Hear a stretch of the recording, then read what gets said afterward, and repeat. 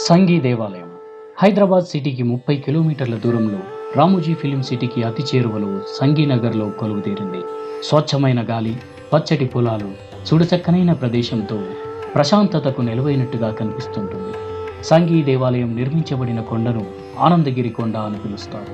1991లో Sangi group of companies యజమానులు శ్రీ శ్రీ శ్రీ జయేంద్ర సరస్వతి గారి ఆధ్వర్యంలో చోళ చాణక్యుల నిర్మాణ శైలిలో దీనిని నిర్మించడం జరిగింది. కేవలం 18 నెలల్లోనే దేవాలయ నిర్మాణం పూర్తవటం విశేషం.